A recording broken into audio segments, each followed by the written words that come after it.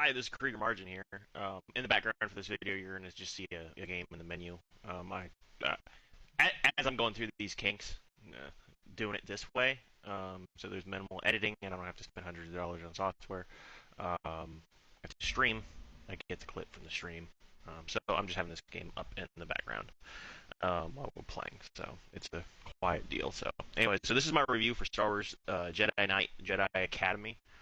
This is like the first game review that I've done, second one in total. Whenever I was a part of Mike Check Productions, we did Dead Space as we played through that. So games take a lot longer to go through, but like that's my main focus now over movies, and like I was with Mike Check Productions. So I'll be getting through them hopefully a lot sooner. I mean, it should be on average like 12 episodes or so a game if I get through a game in and out, 12 hours or so. It could be more though. Some games are like 50 some hours, so we might see longer series. But anyways, so for Jedi, Star Wars Jedi Knight Academy, I'm just gonna call it Jedi Academy on that one. This game was released like over 20 years ago, and I didn't even realize how long ago that was that it came out. I knew it was a dated game because it was like an original Xbox game.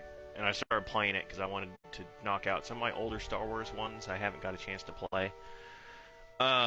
So it came out in 2003. Looks like it was released in '09, and then the version that I have on my Xbox, the new Xbox, is a backwards compatible one that came out in 2019.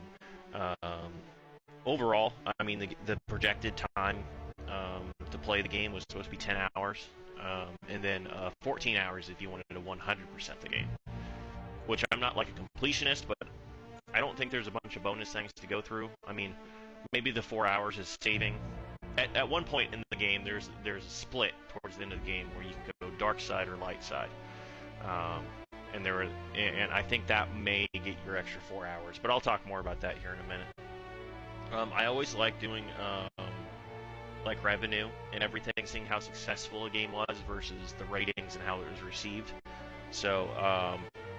The total buys for this game to date, of all the sources I could find, were just below $5 million in revenue, which between costs and advertising and production and payroll, that profited the company about $1 million. So this was a $1 million game, which I'm used to reviewing movies, and they're in the millions, and there's been some that flop and you lose a lot of money.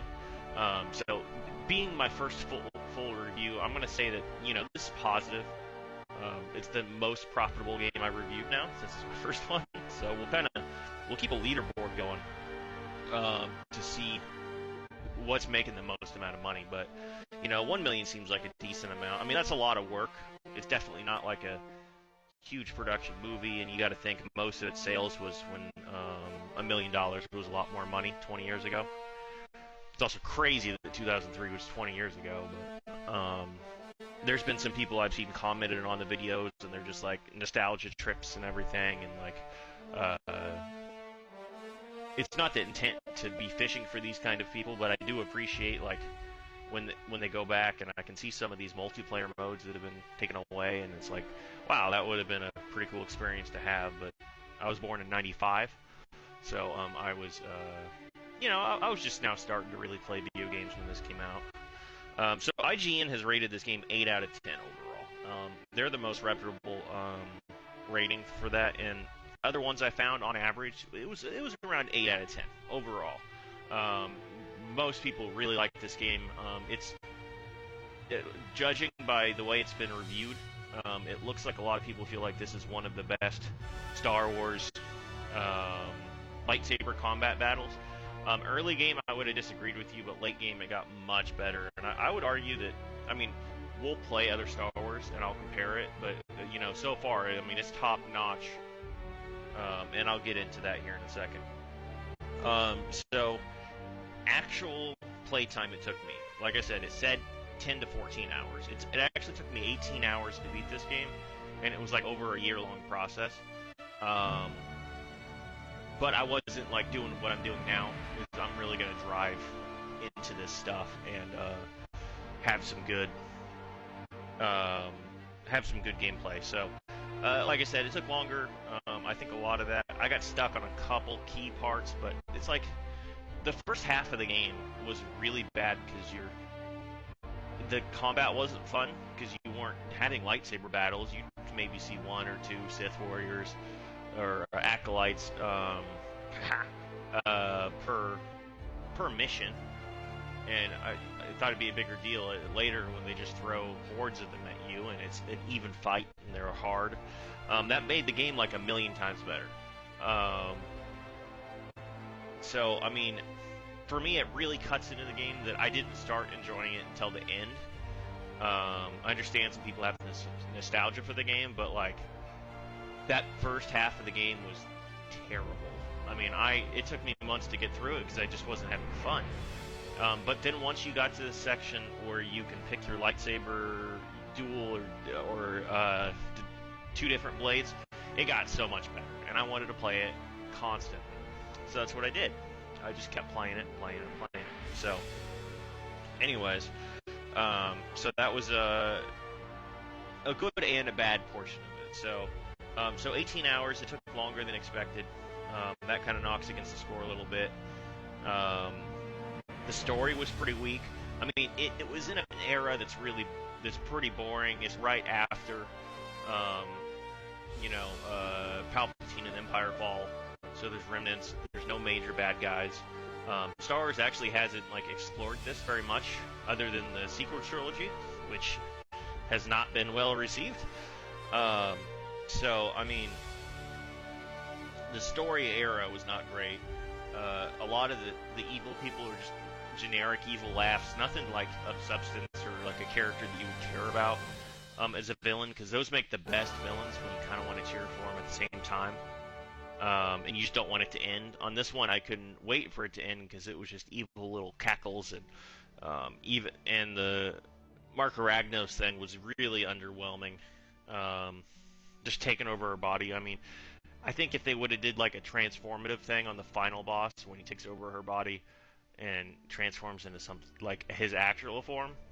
But I mean, if you look at like the lore, whenever the only other time that I've experienced this is listening to audiobooks. Whenever Darth Zaha and Darth Bane fight each other in their final battle,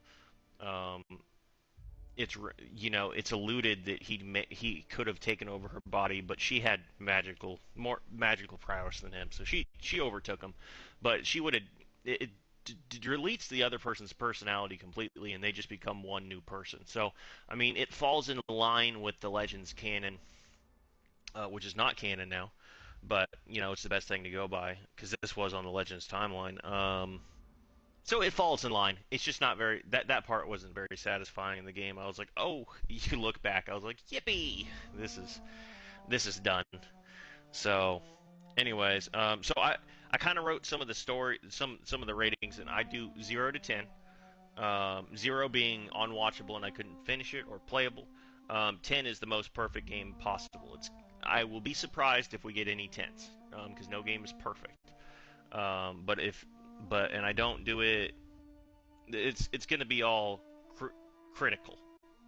I'm not. It's going to be fair. It's going to earn their scores. So, because this is mainly for people that haven't played the game. They're okay with a little bit of spoilers about gameplay, and they want to know if it's worth playing. Because 18 hours is a lot of time to sit playing a video game. So hopefully some of you guys can watch this and be like, okay, I know what I'm going into. Anyways, so functionality-wise, I'm rating on a scale of 1 to 10. It's like a 6 because the game wasn't fun until halfway through. Replayability, since they do divulge out, and it seems like the end of the game is changed, but not much of the core gameplay has changed, other than the final 2 missions.